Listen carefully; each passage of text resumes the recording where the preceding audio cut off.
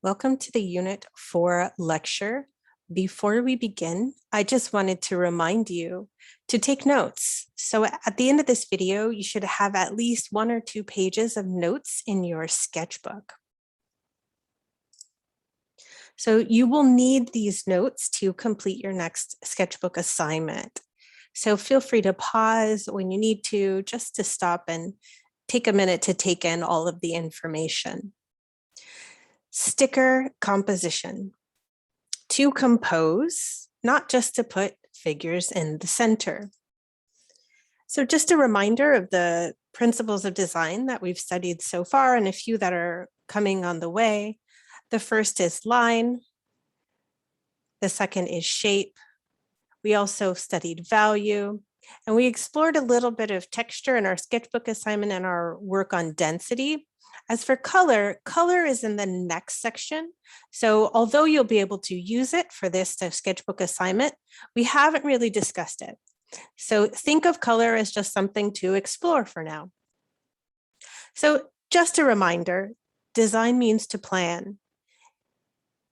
Well, what are we organizing and why are we organizing it? Let's think about figures as stickers.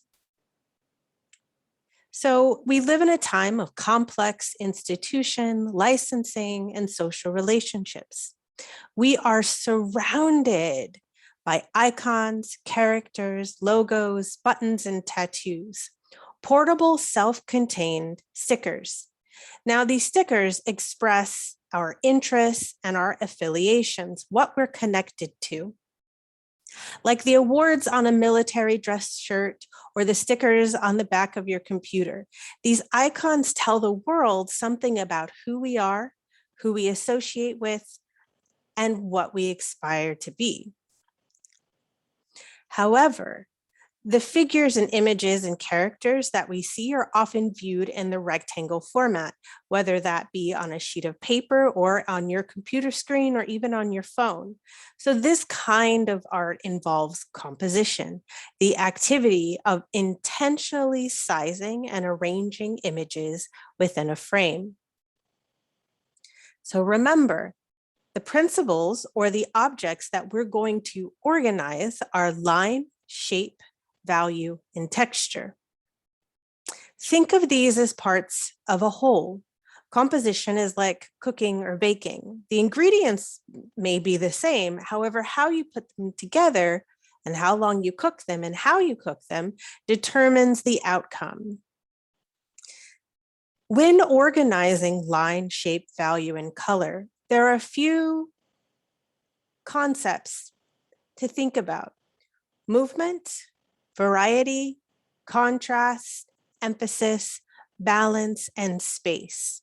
So how you organize line, shape, value, texture, and color can be a way to communicate ideas like movement, variety, contrast, emphasis, balance, and space. So let's take a little view of these ideas closer. So movement. Movement can be the actual movement of a line, but also the movement that the viewer takes as they observe the piece. In this example here, the value is organized to where it's lighter in the back and darker in the front, leading the viewer to move back. And then that is also supported by the curved line that goes from one circle to the next. This is a very simple example, but more complex ideas of movement include lines that move in various directions. Variety. Now, variety has to do with the differences within the picture plane, whether it's a little bit of variety or a lot of variety. So if we look at this piece by Laga Wiggler, we can see that there are lots of different kinds of corn. There are lots of different kinds of color. There's similarities in shape. However, the variation is happening with the presence of color. Let's take a look at this Paulo Alejandro Gomez illustration. Even though the figures are lined up along what would be called a grid, they're different. Each one is a different toy in a different location made of different colors. Some similar colors, but overall, there is a variety in the actual figures. Let's take a look at the concept of contrast. So we're going to use this image of Doja Cat at the VMA Awards to think about contrast.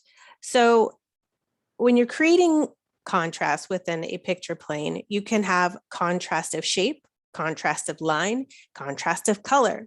When you start combining all of those different types of contrast with the different organizing principles, you can actually have something that is really exciting and filled with movement.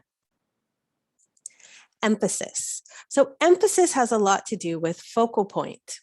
Focal point is the area of the image or picture that causes the viewer to look the most at it. It is either very light, very dark, or larger.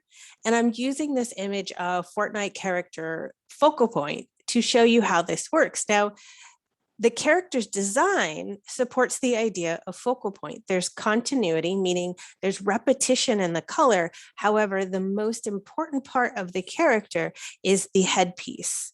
And the color on the headpiece is actually similar to colors we've seen in other parts of their costume. However, it is the brightest and most saturated.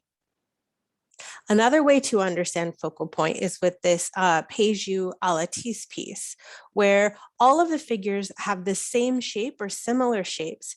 However, the color present in that one figure that is the fourth figure from the left-hand side, looking at the image from left to right, that particular area, because it is different and it is high contrast, it acts as a focal point throughout the line of the piece. Balance. Now, balance is a little bit more complex because it also involves visual weight. We talked about density in the first unit. So let's talk about density again. Density can also articulate visual weight. So if you look at the three items that I have here, the first one is a representation of air, the second a representation of feathers, and the last a representation of sand, both using density and value to articulate different visual weights. In order to balance out visual weight, there are a few things that you can do. For symmetrical balance, a larger form is visually heavier than a smaller form, a darker form is visually heavier than a lighter form, and a textured form is visually heavier than a smooth form that is the same size. So if you're trying to achieve symmetrical balance, these might not work for you. However, if you want to balance with different types of figures, a complex form is visually heavier than a smooth form. Two or more smaller forms can balance a larger form, and a small dark form can balance a lighter value form. When we're talking about balance and form, we have to talk about the positive and negative space. The positive space is the figure, and the negative space is all of the ground around the figure. So positive space is the figure, and the negative space is the area around. When trying to understand symmetrical and asymmetrical balance, I want you to understand that the negative space is what determines the composition and balance. If this amount of negative space on one side is the same as the amount of negative space or even the shape of the negative space, then the composition is symmetrically balanced. So in this example, you can see it's a symmetrical composition. The negative space is approximately the same on the left and the right, creating a centered, stable feeling.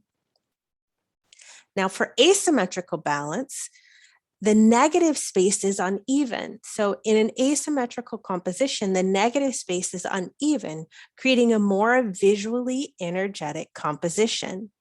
So let's compare the negative space between the two. This would be a great time to pause the video and write down your observations.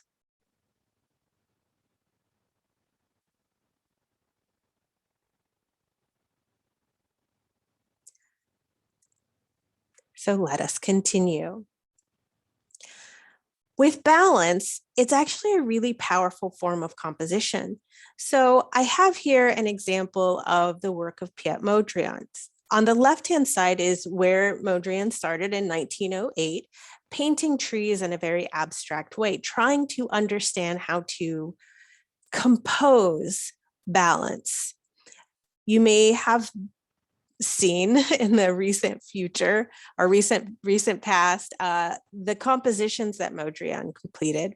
Now, these compositions explored balance in a really interesting way, thinking about the presence of visual weight and how to organize color and line in a way that would explore different types of balance. Now, this was so influential that when Mondrian started working in 1908 and got to the place of creating the compositions, it created a composition that lasted over 100 years.